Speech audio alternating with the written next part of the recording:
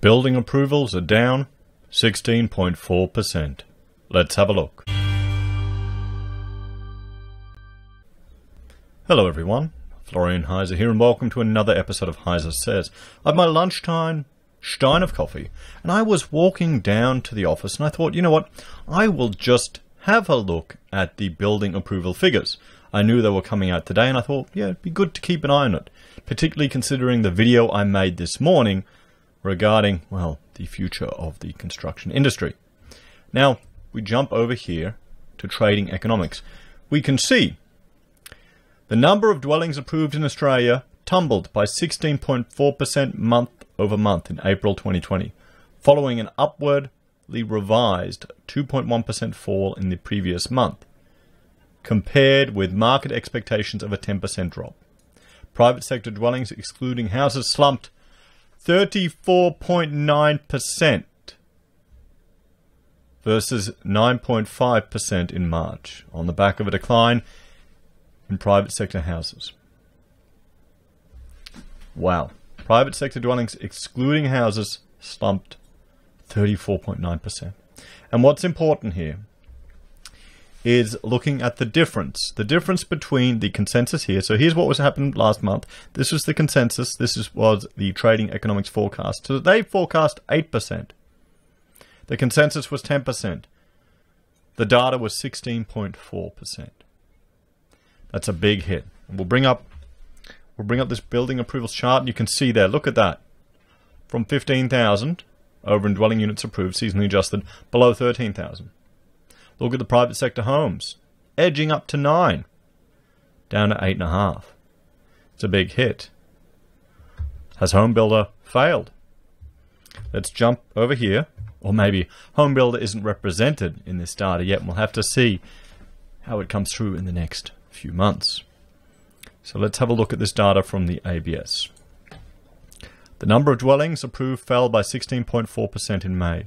In seasonally adjusted terms, according to data released by the Australian Bureau of Statistics today. Actually, before we go through this, let's jump back over here. And let's see. Let's go to max. We'll just pull it out. That's all over the place. So we'll go to, there we go, 10 years.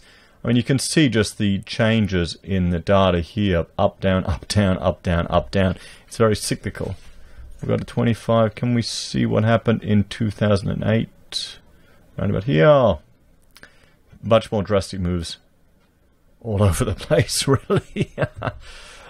So, the decline was driven by private sector dwellings excluding houses, which fell 34.9% in seasonally adjusted terms. The number of dwellings approved in apartment building fell sharply to an 11-year low, said Daniel Rossi, Director of Construction Statistics at the ABS. Meanwhile, private sector houses fell modestly in May by 4.4%. Now, apartments, there's definitely an oversupply around different parts of Australia. And I'm just going to adjust my camera there. There we go. In West End, here in South Brisbane, here in Queensland.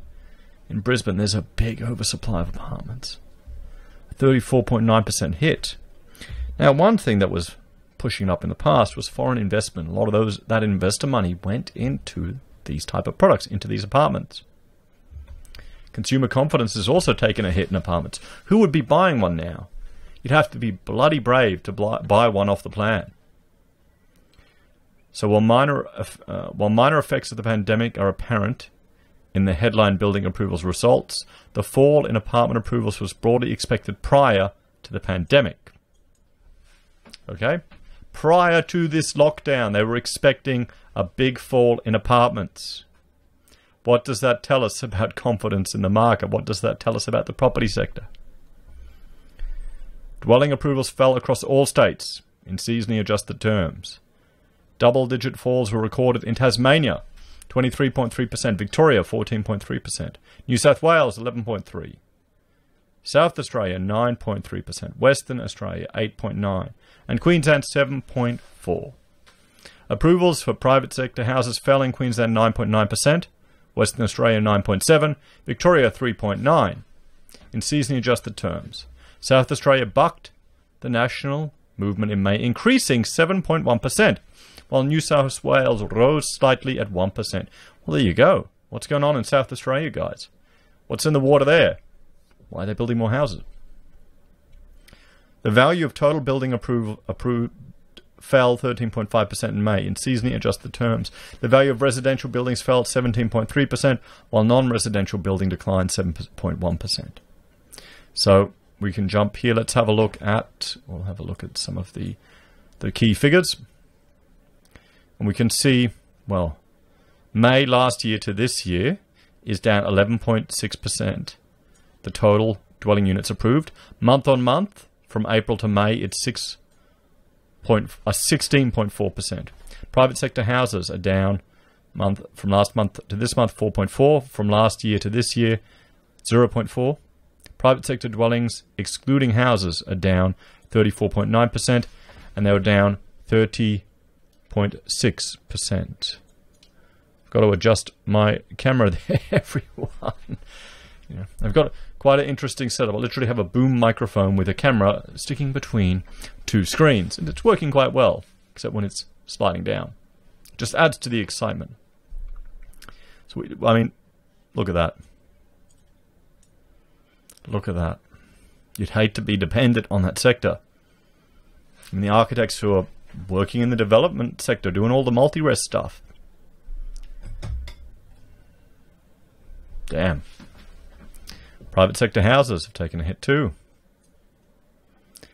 So, got 16.4 as the seasonally adjusted one. Private sector housing estimates fell 4.4.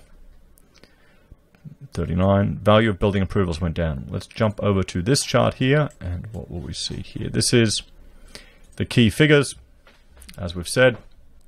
I mean, did I copy the same thing twice? Yes, I did. Yes, I did. Why did I? There was a different chart I wanted to see. Oh, I'll go to that in a second. But before we jump to that, we'll jump here. Here we go. Building approvals. The total number of dwellings. They fell 16.4. Private sector fell 4.4. Excluding houses, 34.9%. Value of new residential work fell 19.4%. Value of alterations and additions to residential building. And these have remained flat in May. We'll have to see if the job builder helps, if it helps prop this up. If these alterations and addition. Non-residential work fell 7.1%. If we jump back to here, and then let's have a look at engineering. We can see with the engineering data. Okay, and these are the March key figures. Engineering construction activity in March that was released today. For the private sector, and our December quarter to the March quarter was down 1.5%. From March quarter to March quarter, we are down 8.4% year on year. For public sector, it's up 0.3%. Year on year, it's up 3.3%. So the public sector has gone up. And this will be where a lot of the stimulus spending is pushed into the engineering sector. Total engineering construction, the percentage change from December to March is 0.8 down. March to March, 3.9 down. Value of work done, private sector, down 6.5 year to year. Up 2.5 for public. Total engineering construction is down 3%. So we can, the value of work done, I mean, have a look at here. Look at the seasonally adjusted, just all over the place, and it's trending down. Everything is trending down. There's going to have to be more and more government spending to prop it up. So there you have it, everyone. Sharp falls in construction, down over 34% for apartments. And this was expected prior to what was happening with the lockdown and everything. So thank you all for watching. Please like, share, and subscribe to the channel. If you're a fan and want to support us, I'll make sure I will adjust the camera next time. If you're a fan and want to support us, there are a few ways you can. You can join the channel on YouTube or Patreon. You can support us via our affiliate links at Amazon or eBay or Independent Reserve and Kucoin. You can buy our merch from HeiseSays. You can get our pocket squares from right behind me. You can use Gold Pass from the Perth Mint or support us via PayPal. Thanks, everyone. I will see you in the next episode.